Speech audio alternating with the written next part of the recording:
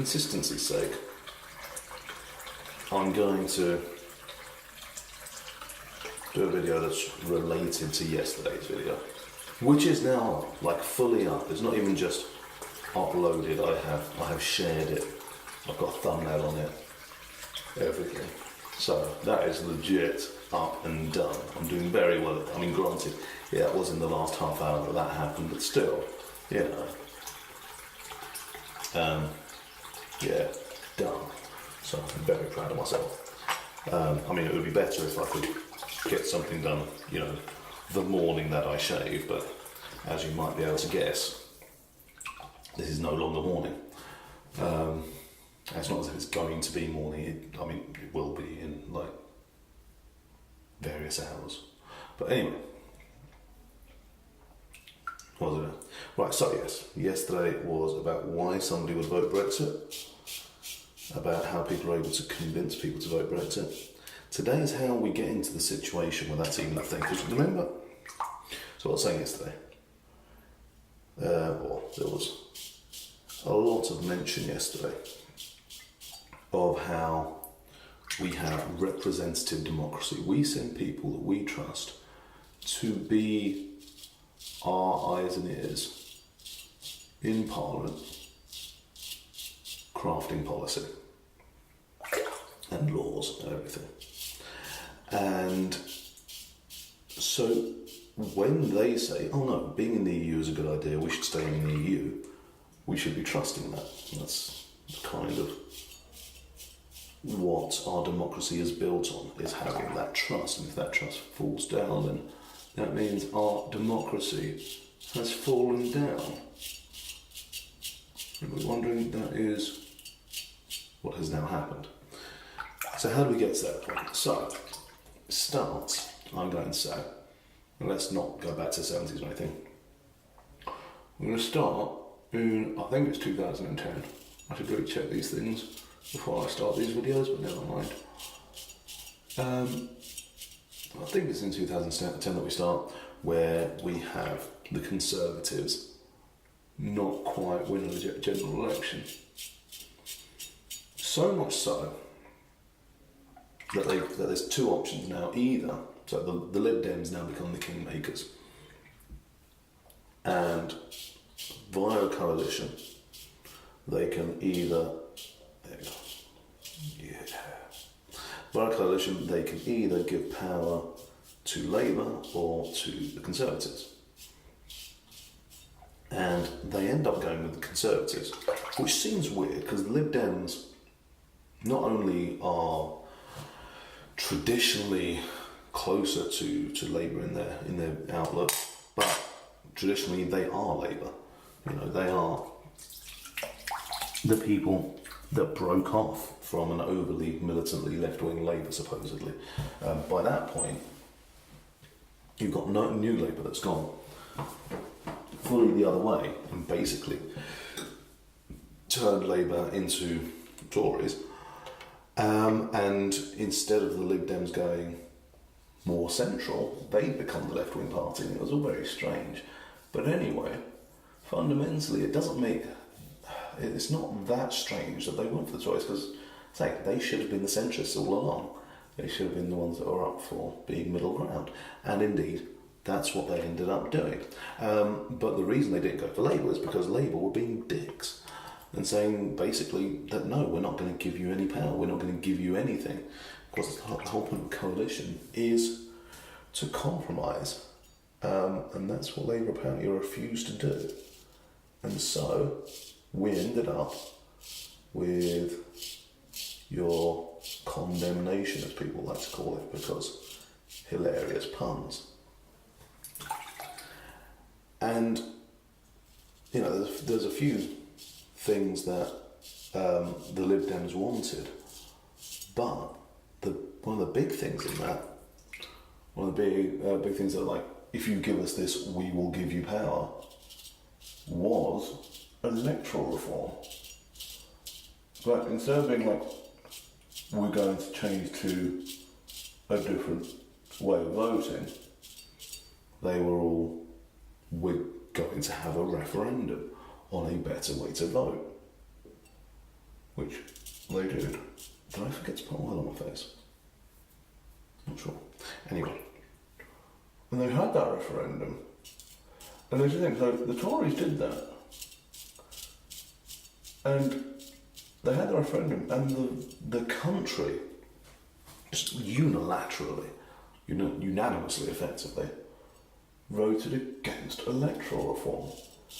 And here's the thing, the electoral reform that the Tories, a massive advertising campaign against it, they had, classic great cricketers coming out to say that it was a bad idea, that it was like running a race and not letting the winner in and so on and so forth. But yeah, the Tories are massively against it, obviously, but they were able to get the country to side with them, even though that was, as ever, entirely against the country's interests. The country as a whole was tired of unrepresentative people in power, in politics, people they felt had nothing to do with them in their lives and had no understanding of them in their lives. And the single transferable vote, the alternative vote as they call it, in the instant runoff elections, would have been a way for them to be able to vote for people that were different. But they didn't. They voted against it because, once again, once you control the media, you can get people to do anything because they like to do the easy things. But anyway, that's for another video potentially. But what this means for the Tories, they realise, is they can get away with doing these kinds of deals if they know that it's actually not going to pan out. Because, it seemed like a risk at the time for them because, if you have the single transferable vote, if you have an alternative voting system like that, then suddenly Tories lose all of their advantage. We'll talk about that later again. But either way, they took a massive risk on that.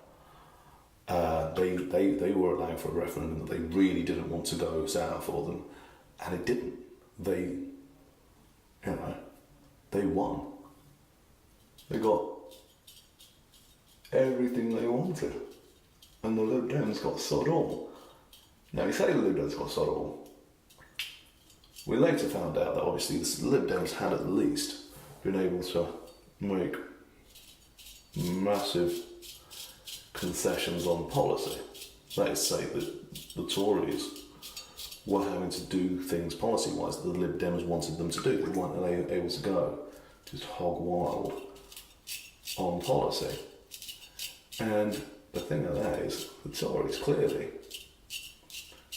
didn't like having to compromise. We know this because as soon as they got into power, they just repealed everything that they'd had to compromise on, everything, or they said they would anyway. But what they realised was that actually this is a good tactic that works, and there was another place that they could use the exact same tactic again, and that was with UKIP. You had all these people that wanted a referendum on getting out of Europe for some reason.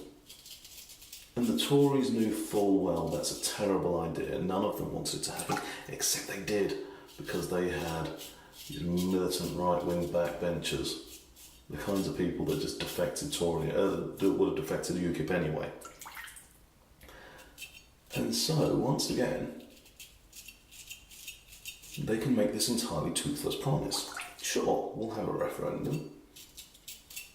We'll be able to control the media to go our way.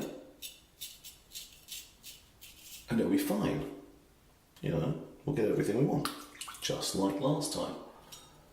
Except what they didn't realise was that they were now trying to pander to their own side. And keep in mind, it's their own side that actually controls the media. And it is the worst excesses of their own side which controls the media. And so, when it actually came to getting that Brexit side of it happening, they lost. Because they just hadn't realised where the power actually lay within their kind of politics. And they hadn't realised that sort of fundamental part of conservatism being that, you know, people want those simple solutions. And with the alternative vote, the simple solution was just stay with what we got. It's easy, we know what it is.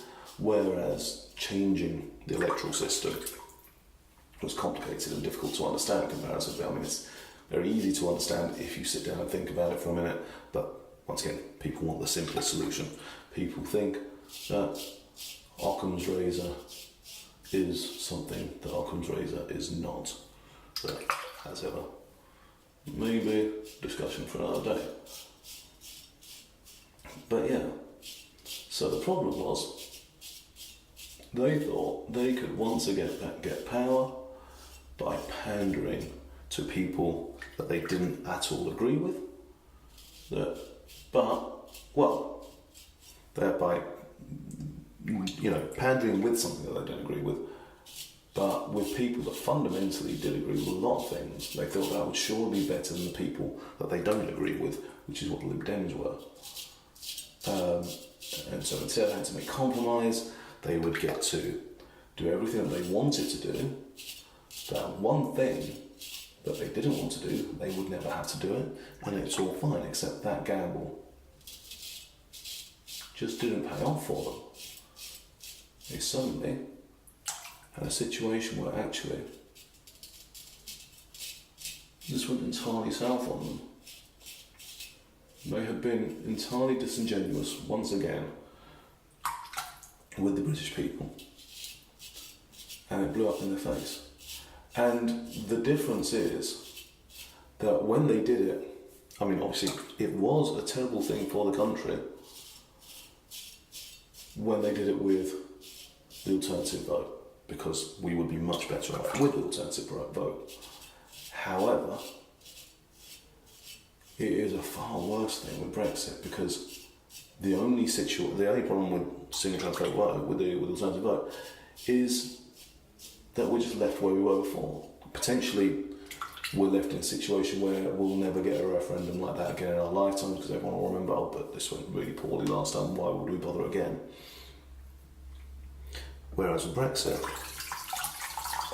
everyone's proper fucked. We are going to be in a far worse situation than we were before, or that we ever have been before. You know, we're not going to be able to go back to our 70s treaties. We're going to have to just make up all new ones, and we're not going to be in the kind of bargaining position that we were in previously, when we were a world power, which we no longer are. So yeah, as ever, Tories looking for short-term gain, gambling with the country at large for their own benefit, and we all lose out because of it. But people won't care. People will keep voting Tory because apparently they care about the economy. But obviously, that's